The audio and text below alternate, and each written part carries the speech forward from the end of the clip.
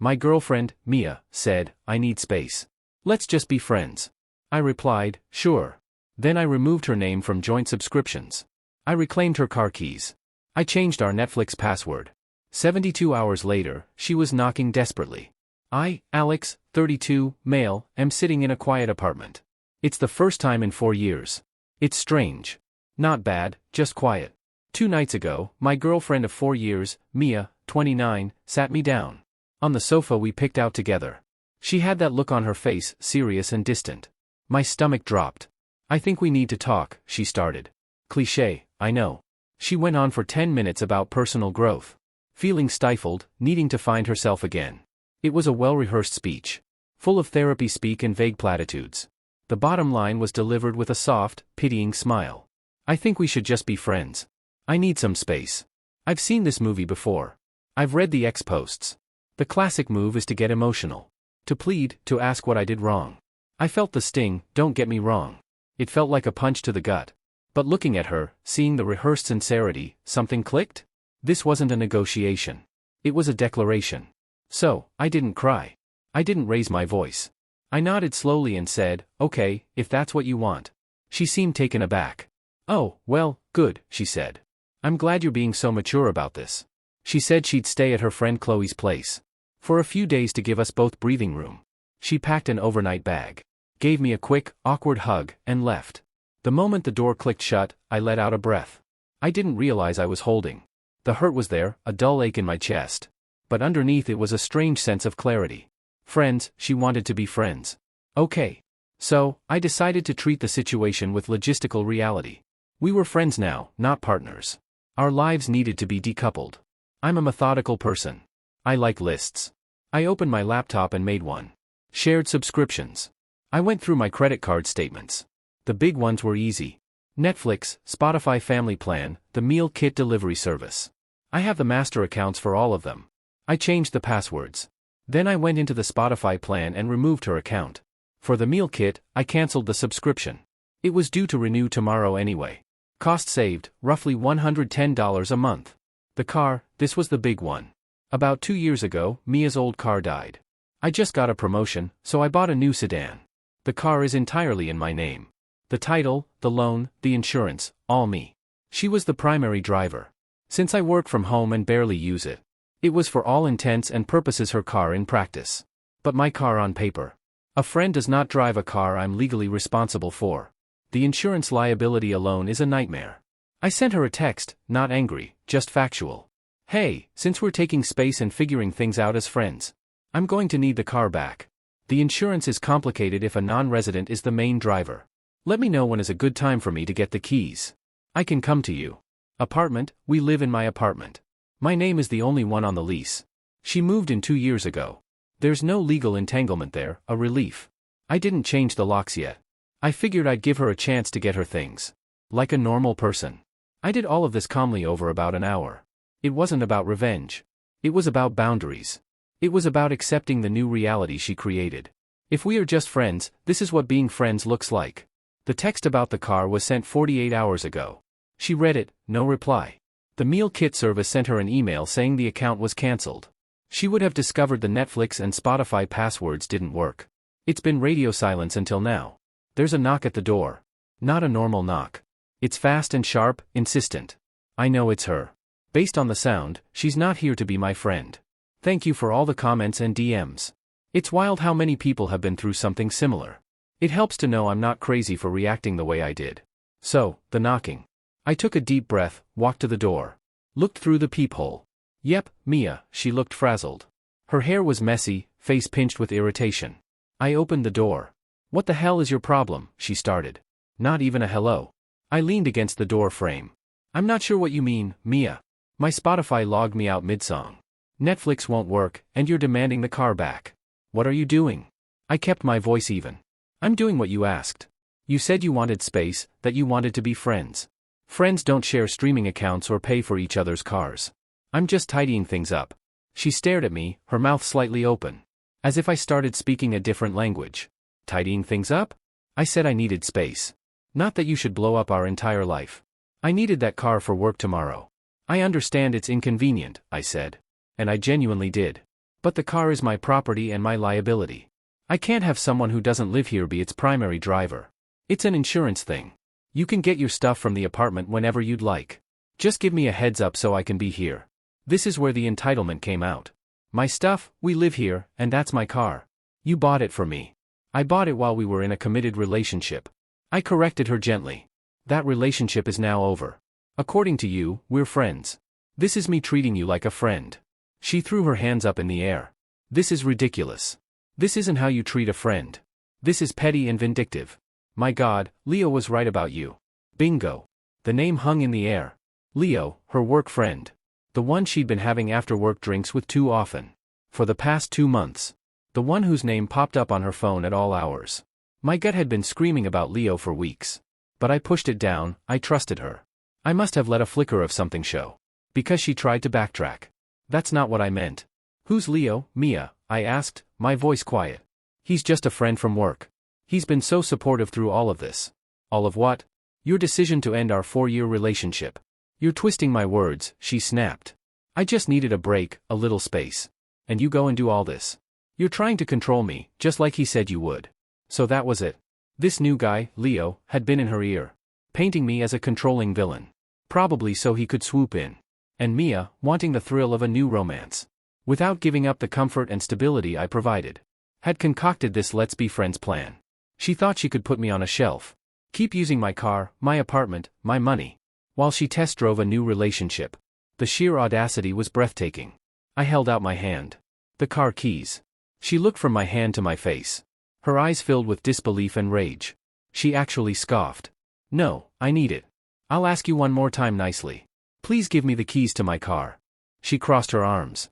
And what are you going to do if I don't? Call the cops? That would be a great look for you.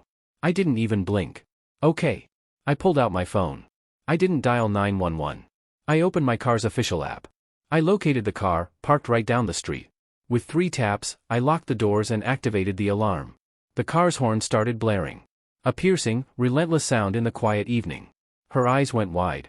People on the street turned to look. What did you do? She shrieked. The car is now locked, and the alarm is on. It will continue until I turn it off. The next thing I can do is report it stolen. It's in my name, remember? They'll find you with it. That will be a very awkward conversation for you. So, for the last time, the keys. She stared at me, her chest heaving. The car alarm was still wailing down the street. Defeated and utterly humiliated. She dug into her purse, movements jerky and angry. She slammed the keys into my palm. I tapped my phone, and the alarm stopped. The sudden silence was deafening. Now, I said, my voice cold. You need to get your things.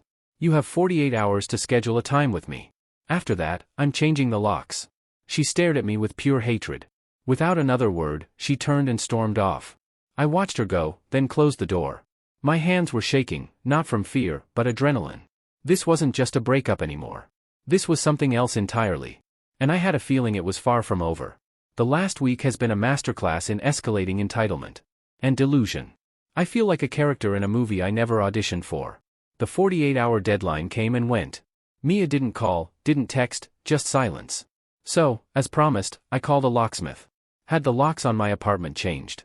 It cost me $250, but the peace of mind was priceless.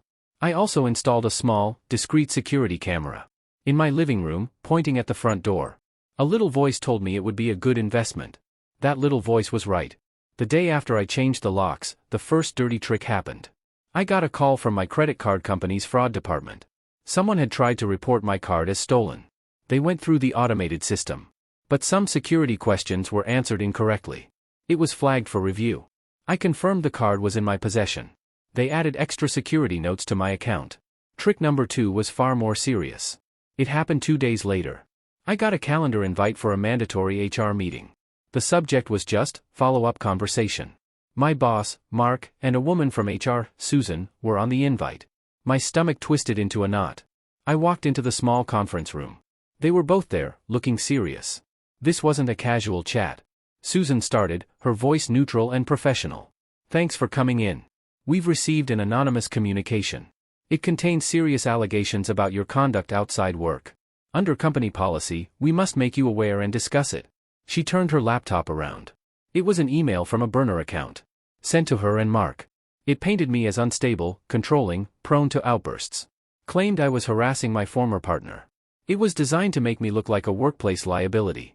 My blood ran cold, but I stayed calm. I read it, took a breath, and looked at them. Susan, Mark, this is deeply mortifying, I began. My girlfriend and I broke up last week. It has not been amicable. This email is a malicious and false retaliation. From her, because I took back my car. And cancelled shared subscriptions after she ended things. The person described in that email is not me. Mark, who had been quiet, leaned forward. Susan, I've managed this man for 4 years. He's one of my most level-headed team members. We've had stressful deadlines and difficult clients. I have never seen anything but professionalism from him. This email is the complete opposite of the employee I know. Susan nodded, listening. Do you believe this will escalate further? Is there any risk of this spilling into the workplace? No, I said firmly. I have taken steps to secure my home and finances. I believe this was an act of desperation on her part. It will not happen again.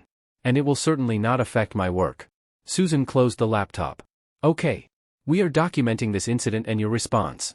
Given your work history and Mark's testimony, we are considering this a malicious personal matter. We see no reason for further action at this time. But we wanted to be transparent. The Employee Assistance Program is available if you need support. I left that meeting feeling rattled but relieved. She had tried to attack my livelihood. This wasn't a game anymore. That night, my new camera paid for itself. At around 11 p.m., I got a motion alert on my phone. I opened the live feed and watched, heart pounding. The doorknob to my apartment slowly turned. Someone was trying to use a key. It jiggled, then stopped. Then a few seconds later, it tried again. It was Mia. When the key didn't work, she stood there. For a full minute, staring at the door before leaving. I saved the footage. This was the final straw. She had tried to mess with my job. She tried to enter my home. This was no longer about being the bigger person. This was about self-preservation. I needed something decisive. Something to sever the last tie. And expose the truth in a way she couldn't twist. Then I remembered her parents. Mia's parents, David and Karen, are good people. Old school, practical, no-nonsense types. They always liked me. When I bought the car, they gave us $5,000. As a couple, for the down payment. A gift for our future together. I hesitated, this felt like crossing a line. But she had crossed so many more. I composed a text to her father, David. Hi, David, hope you and Karen are well. I'm writing because, as you may or may not know, Mia and I have ended our relationship. I'm making arrangements to sell the sedan. I want to make sure I return the $5,000 you contributed. It doesn't feel right to keep it under the circumstances. What's the best way to get that money back to you? I hit send. My phone lit up less than 5 minutes later. David, what are you talking about? Mia told us you two were just having a small fight. Give me a call. I took a deep breath and dialed. The game was about to change. It's over, truly, finally over. The last few weeks have been a slow-motion detonation. I'm just now emerging from the blast radius. The phone call with David was tense. I laid everything out calmly and factually. The breakup, the car, the subscriptions, the email to my boss. And finally, the video of her trying my door. I offered to send him the proof. There was a long pause. Karen and I are coming down, he said, voice strained. We need to understand what's going on. We'll be there tomorrow. The next day, they met me at my apartment. They looked worried and tired. Karen was holding back tears, David looked grim. They were polite, but reserved.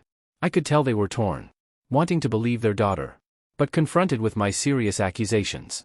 We just want the full picture, Karen said softly. Mia is our daughter. She's very upset, says you're misinterpreting everything. I understand, I said. Words can be misinterpreted. Videos are harder to argue with. I showed them the footage from my camera. On my laptop, I watched their faces as they saw Mia stealthily trying to use a key on my door late at night. Karen put a hand over her mouth. David's face hardened. I want to believe there's an explanation for this, David said. Though his voice lacked conviction. Then let's ask her, I suggested. I pulled out my phone. Why don't you call her right now? Put it on speaker. David looked at me, then at his wife, and nodded. He dialed. Hi, Dad, her voice came through, cheerful. Too cheerful. Mia, David said, his voice flat. Your mother and I are at Alex's apartment. The silence on her end was immediate. What? Why? He's shown us a video of you from last night. Trying to get into his apartment with an old key. I need you to explain that to me right now. What? That's crazy. I was just checking on him. I was worried, she stammered, panic in her voice. You were worried at 11 p.m.? And used a key you shouldn't have without calling or knocking? David pressed. He's twisting things. He's trying to make me look bad. He stole my car, she shrieked, voice hysterical. He's offering to pay us back the $5,000. We gave you for it, David said coldly. Which is something you failed to mention. Just like you failed to mention you were dumped. Not just in a small fight. What is going on, Mia? Her story completely fell apart live on speakerphone. She started crying, accusing, deflecting. It was a complete train wreck. David finally cut her off. We will talk about this later. Do not move. He hung up the phone. Looked at me, face etched with fury and embarrassment. I apologize, he said. They summoned Mia to the apartment. When she arrived 20 minutes later and saw them, her face went white. The final confrontation wasn't a shouting match. It was an autopsy. Her parents, armed with the facts, and her own self-incriminating phone call, calmly took her apart. Her lies about staying with Chloe, about Leo being just a friend, about me being the villain. It all came out. The consequences were quiet and brutal. Her parents told her they were ashamed of her deceit. They demanded she pay them back the $5,000 herself, and cut off all other financial support. She was told to arrange removal of her belongings. Within 48 hours, without their help, she was on her own. Mia sat there, hollowed out. The fight completely gone from her. She had built her plan on a foundation of lies. And I had simply knocked out the cornerstone. A professional moving service showed up the next day. I assume she paid with a credit card. She waited in the truck while they cleared out her things. Quickly and impersonally. The process of selling the car took about 2 weeks. I got a few lowball offers. Before an online dealership gave me a fair price. They picked it up from my building's parking lot yesterday. The moment the funds cleared, I transferred the $5,000 to David and Karen. David's reply was short. We are deeply sorry for all of this. We wish you the best.